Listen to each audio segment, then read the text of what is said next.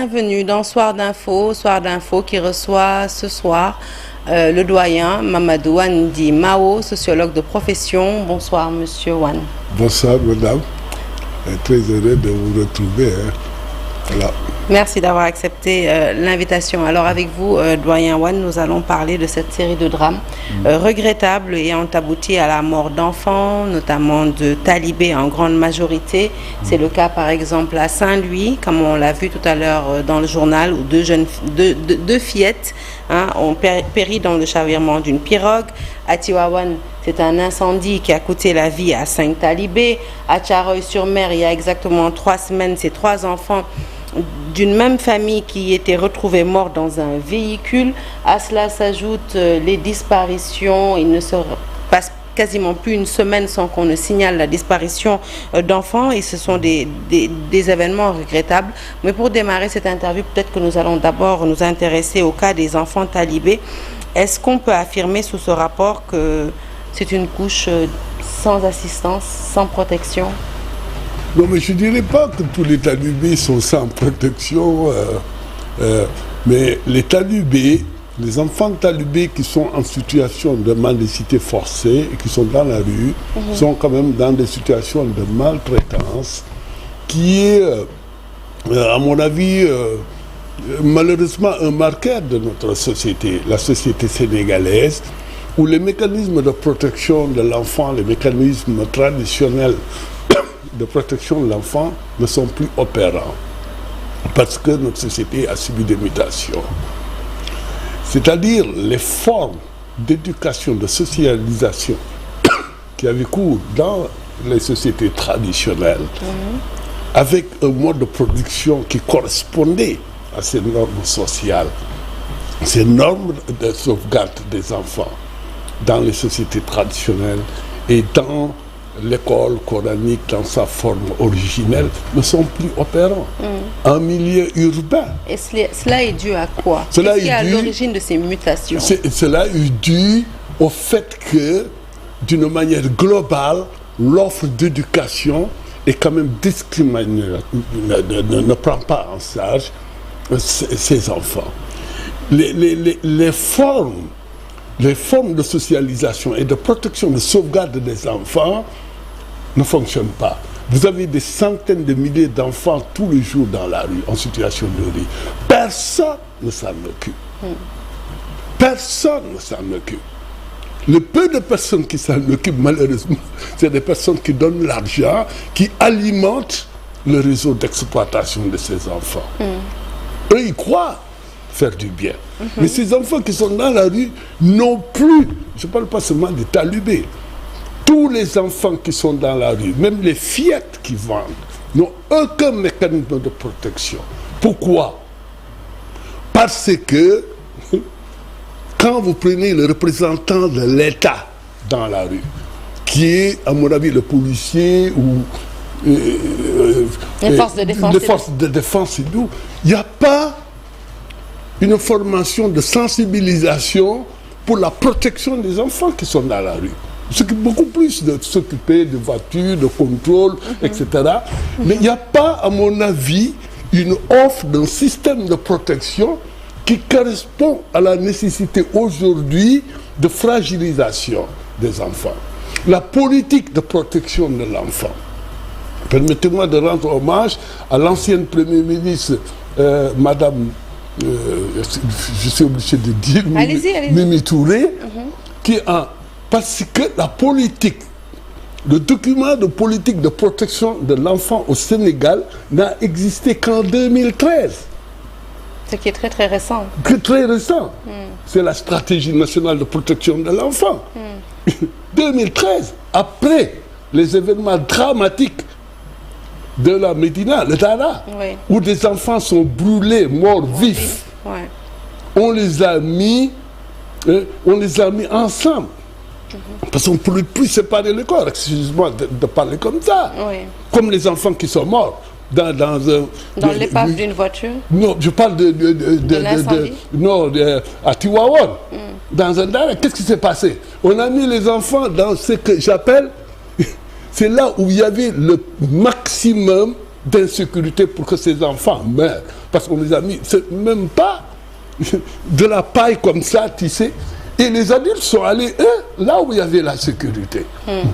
Donc, pour moi, la société traditionnelle sénégalaise avait édicté des normes de protection, de sauvegarde des enfants. Parce que l'espace était contrôlable. Tout le monde avait un regard sur l'enfant. Parce que ce n'était pas le milieu urbain que nous connaissons aujourd'hui, qui sont véritablement, comme disait quelqu'un, des jungles. L'enfant est là, personne ne s'en occupe. Il rencontre des prédateurs sexuels tous les jours. Alors, au banc des accusés, vous désignez l'État.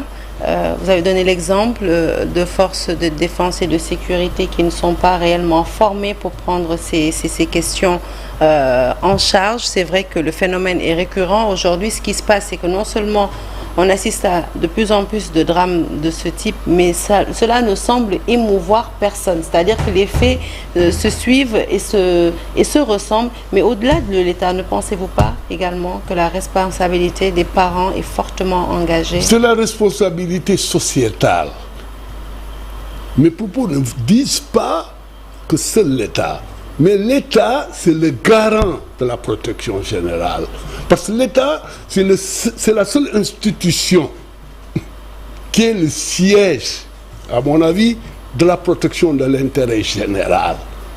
La Constitution du Sénégal, à travers le préambule de la Constitution de 2001, révisée en 2016, dans la Constitution sénégalaise, c'est très clair, la loi fondamentale fait référence à la Convention relative aux droits de l'enfant. Et je pense que c'est l'État qui doit produire des politiques. C'est l'État qui est garant de notre sécurité globale. Mais en même temps, c'est clair que la famille aussi est garant. C'est pourquoi il faut aussi, à mon avis, impliquer les parents. Mais il faut aussi que la loi aussi incrimine certains qui font preuve de négligence. Parce que les enfants sont un don de Dieu. Dans notre imaginaire collectif, chez nous, par exemple, dans toutes les communautés, quelque part, dans les représentations de toutes les religions, l'enfant doit être sauvegardé. C'est très clair. Aujourd'hui, au Sénégal, vous avez une population presque à 75%, je dirais, constituée de jeunes. Si maintenant, on n'a pas de politique, parce que moi, je ne parle pas de la bienfaisance comme ça. Je parle de politique, parce que c'est ça qui est, à mon avis, périn.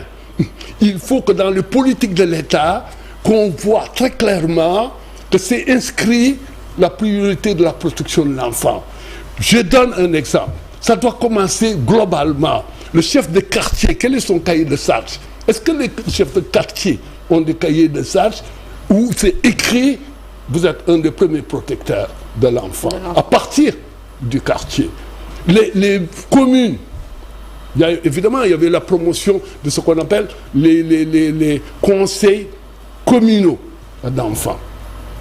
Mais je veux dire, on ne voit pas sa prégnance dans la réalité de tous les jours pour ces enfants. C'est pas possible d'être dans une société où on demande à l'enfant d'aller chercher de l'argent.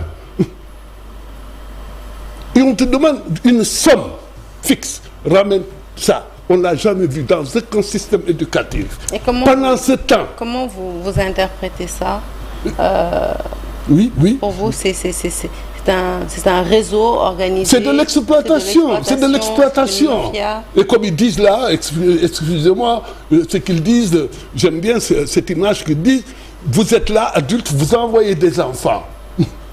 C'est eux qui sont confrontés à la chaleur terrible aujourd'hui. C'est eux qui sont confrontés au vent. C'est eux qui sont confrontés à des situations terribles.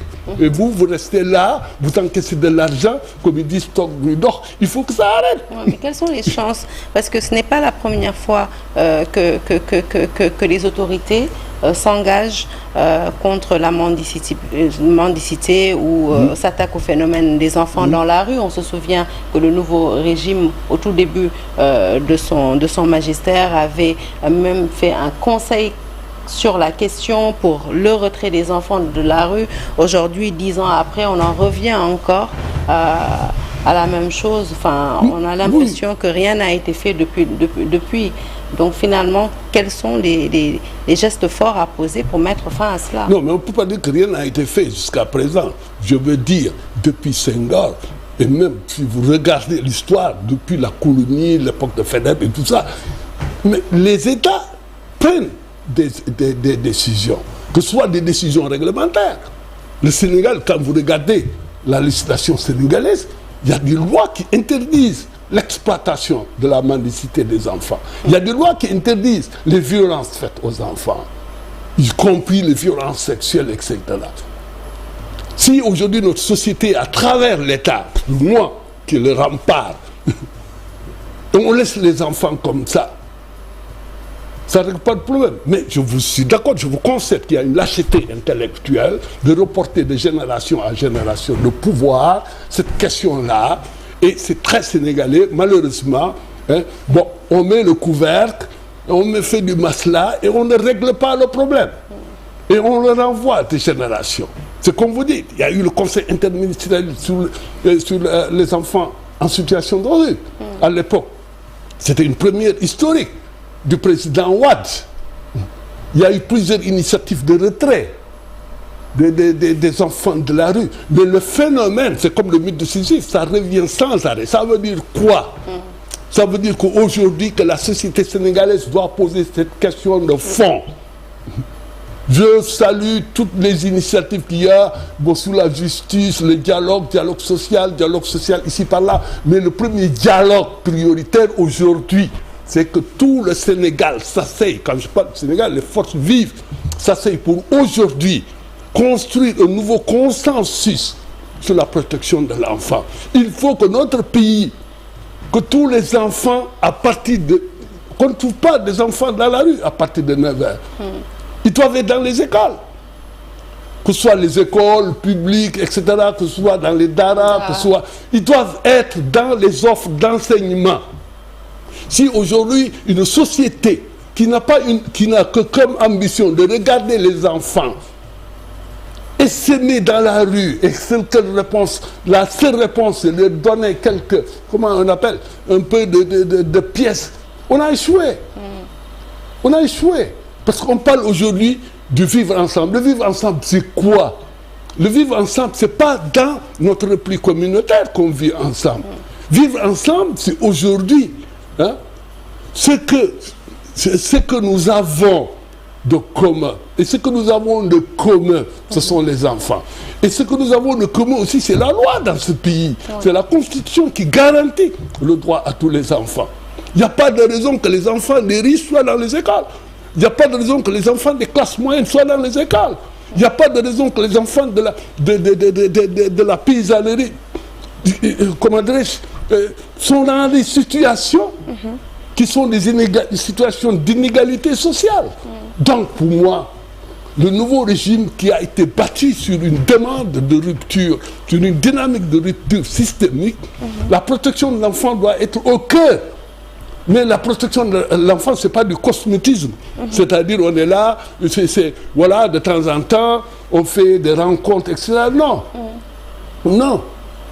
Il faut, et je lance cet appel au ministère chargé de la protection de l'enfant, doit se battre pour l'inscrire dans les priorités publiques du gouvernement et qu'il n'y ait plus cette situation. Alors, juste avant de se quitter, une question sur la création de ce nouveau cadre pour lutter contre le travail des enfants pour l'horizon 2024-2028. Les chances de réussite selon vous? Non, mais je salue toutes les initiatives. Mais franchement, je ne veux pas verser et terminer dans le pessimisme. Il y a eu tellement de programmes de lutte contre le travail des enfants. Moi qui vous parle, j'étais à l'UNICEF. J'étais un des initiateurs du programme commun avec le BIT et le gouvernement du Sénégal. Mais les enfants continuent à travailler dans des conditions inacceptables. Bon, je souhaite, il faut continuer. Je n'ai pas dit qu'il faut arrêter, mais il faut aujourd'hui que ce qu'on décide, que ça se traduise réellement en actes concrets et que les enfants et leurs familles aujourd'hui, les familles, Parce que ce n'est pas les enfants, ce n'est pas votre enfant, ni mon enfant, et ni les enfants des riches qui sont dans la rue. C'est ça le fond de la réalité. C'est les enfants issus des milieux pauvres qui n'ont aucune chance. Et ça traduit, c'est un indicateur des inégalités. C'est à travers la situation des enfants qu'on voit les inégalités sociales. Et aujourd'hui, ce qu'on voit, c'est la socialisation de la maltraitance des enfants. Il y a de la socialisation de la sauvegarde des enfants. Une société qui n'a pas cette ambition, c'est une société qui ne réussira pas. Merci beaucoup. Des mots très très forts, un plaidoyer en tout cas très très fort. Nous espérons que les autorités en tout cas vous auront entendu ce soir, parce qu'il y a vraiment urgence, mais grande urgence de faire quelque chose pour sauver ces enfants qui sont l'avenir de la nation. Merci beaucoup. Pour sauvegarder ces enfants qui sont l'avenir de la nation. Merci beaucoup, Doyen Wane, d'avoir été des nôtres ce soir. Excellente suite de programme en notre compagnie. Un peu plus tard dans la soirée, votre émission Fétiche Giancarlo. Quant à moi, je vous retrouve demain avec grand plaisir. Et d'ici là, portez-vous bien.